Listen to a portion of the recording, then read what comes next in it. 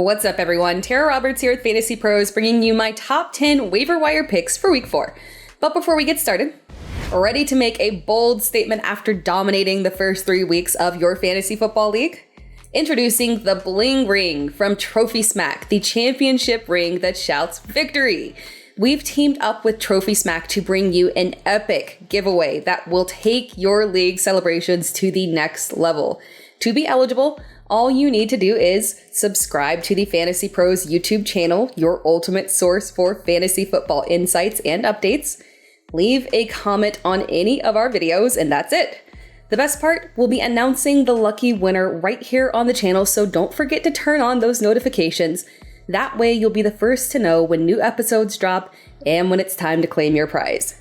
Get ready to elevate your fantasy football glory with the Bling Ring from Trophy Smack and stand out as the true champion that you are. Subscribe, comment, and let the bling do the talking. Now let's go ahead and dive into my top 10 waiver wire picks. Number 10, Matt Breida. I had Matt Breida on the list last week because while I had zero interest in starting Matt Breida against the 49ers defense, he was worth a cheap add just in case Saquon Barkley missed multiple weeks. Saquon could be back this week, but the ankle injury is a high ankle sprain. High ankle sprains are often multi-week absences. And while Breida was nothing special this week, he did play on 82% of snaps. To be clear, I expected absolutely nothing out of him against San Francisco. But to see the Giants viewed him as the RB1 was very encouraging. I'm more inclined to roll him out as a flex option this week in a much better matchup against the Seahawks. The Seahawks held Miles Sanders in check, but because of Sanders' receiving upside, he did have a strong fantasy performance. Breida offers the same receiving upside, so it is worth a shot if you are desperate, and it's not going to cost you much because it's Matt Breida. Number 9, Luke Musgrave. This week, as a whole, really wasn't that bad for tight ends. Kelsey and Kittle had good games. Sam Laporta had a breakout performance. TJ Hawkinson was fine if it wasn't for the fumble. But yet again, there were quite a few misfits that worked their way into the top 10. Pharaoh Brown, Donald Parham, Brevin Jordan. And at the end of the day, if you don't have a very trustworthy tight end, you grab one that is the clear tight end one in his offense and you pray for the best. And you can do that with Luke Musgrave. Musgrave's opportunity is unquestioned here. He is the clear tight end 1 for the Packers, and he is attached to a quarterback that is putting up surprisingly strong fantasy points. Sometimes that's all you can ask for. In week 3, Musgrave had 6 receptions on 8 targets for 49 yards. It was a good performance. It was a top 10 performance. And while he's yet to get a touchdown, the usage is promising, and he's a fine weekly streaming option. Number 8, Rashawn Johnson. I get it. I get why Rashawn Johnson is not higher rostered. He's been on my list before, but still he is widely available. It's tough to want to roster a running back on a team that is clearly destined to be competing for the number 1 pick again. This Chicago team is awful, inexplicably bad. And Johnson and Khalil Herbert are locked in a 2-man committee on a terrible team with a rushing quarterback. That's not a good combination. But I truly believe that Johnson will win out. And better days are definitely ahead. Aside from the Washington matchup, the upcoming schedule is very run-friendly. Next week is Denver, who looked absolutely dreadful against the run for 2 straight weeks. After Washington, it's Minnesota, and then Las Vegas, and then the Chargers. Better days are ahead, and if I had to hitch my wagon to one of the Bears running backs, it is Rashawn Johnson. Number 7, Tyjae Spears. Tyjae Spears is a repeat on the list from last week because you can get him on the cheap early before you are running to the waiver wire, dumping all of your fab for the next man up if something were to happen to Derrick Henry. We want to roster high upside handcuffs. Again, despite the fact that Henry had an awful day, this is not a knock on Henry. He is the RB1. But we can't ignore the very high level of participation from Spears, and his usage is very clear. Spears is an instant top 24 back if Henry were to go down because he is the obvious direct handcuff. He would have more volume, and he would have receiving upside on an offense that is struggling to succeed with the pass, and the dump-offs would help him out. On top of that, this Titans team, again, is awful in general. The rushing defense is excellent, but what does that really amount to when teams can just light you up through the air? Deshaun Watson looked dreadful through the first 2 games of the season and came out guns blazing with good accuracy aside from some weird mistakes, yardage, and touchdowns against the Titans defense. And that means even if Henry stays healthy, Spears will continue to see strong involvement with his receiving upside because, again, the Titans will be playing from behind. We aren't plugging Spears into any lineups right now, but if you've got the space, you must roster him. Don't get caught without him when his time comes. Number 6, Quentin Johnston. I don't know the severity of Mike Williams' injury as of the recording of this video, but being carted off the field is never a good sign. Quentin Johnston's production has been minuscule this season, and that's because he's barely been on the field. He's clearly playing behind Josh Palmer, and that doesn't even make him the 4th option for Justin Herbert because he sees less involvement than both Donald Parham and Gerald Everett. To be honest, I'm not really enamored with Johnston's production and his upside when comparing him to other rookies. Zay Flowers is operating as his team's wide receiver 1. Jackson Smith-Njigba has to play behind DK and Tyler Lockett, but pure talent provides him with targets and opportunities. Jordan Addison is electric, Tank Dell is thriving.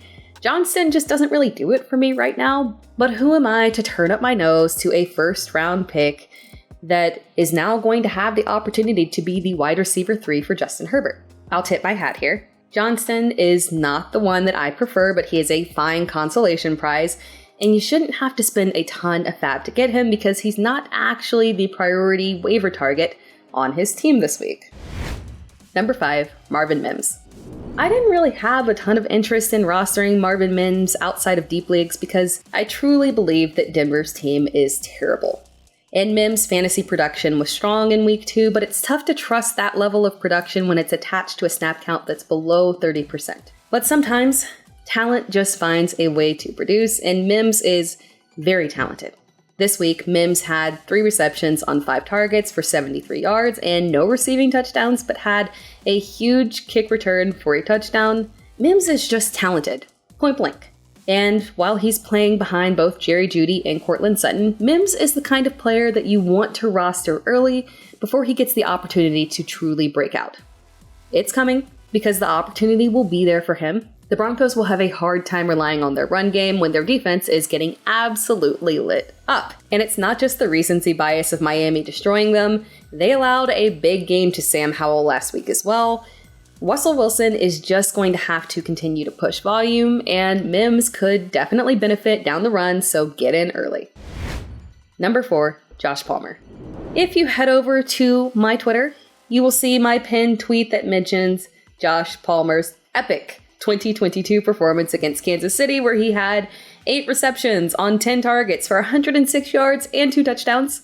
We could get a repeat of that performance again in week 4 because I expect Palmer to step in as the wide receiver 2 in a Chargers offense that is gelling very well right now.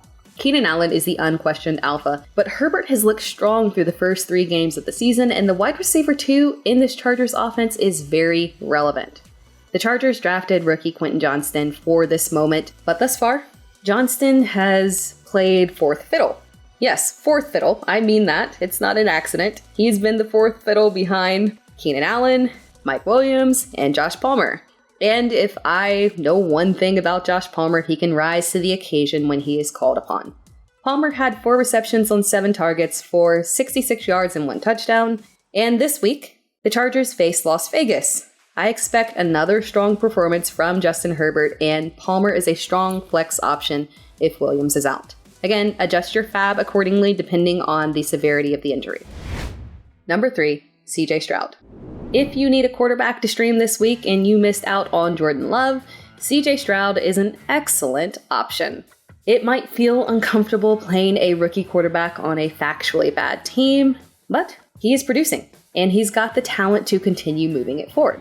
We've been looking at Stroud as a volume play because the Texans' offense was really struggling and playing from behind, but this week was an excellent sign that Stroud will continue to thrive even in a positive game script.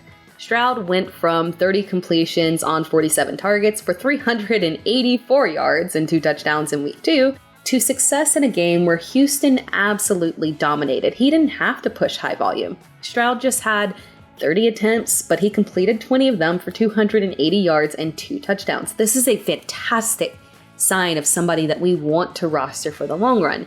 He is on a roll, and he is very worthy of being a streaming option in week 4. Number 2, Tank Dell. Again, CJ Stroud is for real. There will clearly be ups and downs for any rookie quarterback, but he is showcasing very well through the beginning portion of the season, and Tank Dell is reaping the benefits.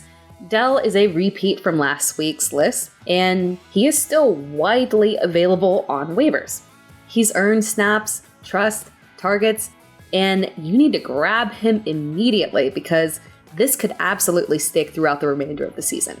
Taking shots in late rounds at Tank Dell and Nico Collins was one of my favorite things to do in drafts because there was absolutely no locked-in pecking order within the Texans receiving core. And with Dell, we know that he was specifically drafted at the request of his quarterback because of the bond that they were able to form pre-draft. And in week 2, Dell showcased that bond and had 7 receptions for 72 yards and a touchdown. In week 3, Dell had 5 receptions for 145 yards and 1 touchdown. Now, I do expect Nico Collins to technically serve as the wide receiver 1 in this offense, but it could ebb and flow. And there's clearly enough volume to support Dell as a weekly viable start. Dell is what we love to see in rookie receivers. Crisp routes, good hands, good speed, and the size doesn't appear to be a problem. I'm in, I've been in, and you should be in too. Number 1, Devon Achane. The Dolphins put together one of the most insane displays of offense this week, and Devon Achane had an unreal coming out party with 18 carries for 212 yards, 2 rushing touchdowns, 4 receptions for 30 yards, and 2 receiving touchdowns.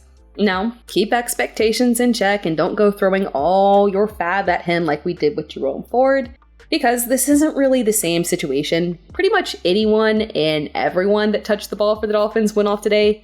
Even Robbie Chosen Anderson came in and balled out. Even undrafted rookie running back Chris Brooks had ridiculous yards per carry. Brian Robinson went off last week against the Denver Broncos, so really we might just need to look at this performance from Miami and the one from Washington before and read into what might be more about the defensive struggles for the Broncos here. But never, ever, ever ignore big output from a rookie. You want any piece and every piece that you can have of this Miami offense. And although I do expect Achane to remain the backup to Raheem Mostert, we know this Dolphins system does like to use multiple running backs. Achane is electric. Any touches within this offense for Achane could yield big results on a weekly basis. He is absolutely a must-add. Thanks for watching this video, and remember, ready to make a bold statement after dominating the first 3 weeks of your fantasy football league? Introducing the Bling Ring from Trophy Smack, the championship ring that shouts victory. We've teamed up with Trophy Smack to bring you an epic giveaway that will take your league celebrations to the next level. To be eligible, all you need to do is subscribe to the FantasyPros YouTube channel, your ultimate source for fantasy football insights and updates. Leave a comment on any of our videos, and that's it. The best part, we'll be announcing the lucky winner right here on the channel, so don't forget to turn on those notifications. That way, you'll be the first to know when new episodes drop and when it's time to claim your prize. Get ready to elevate your fantasy football glory with the Bling Ring from Trophy Smack and stand out as the true champion that you are. Subscribe, comment, and let the bling do the talking.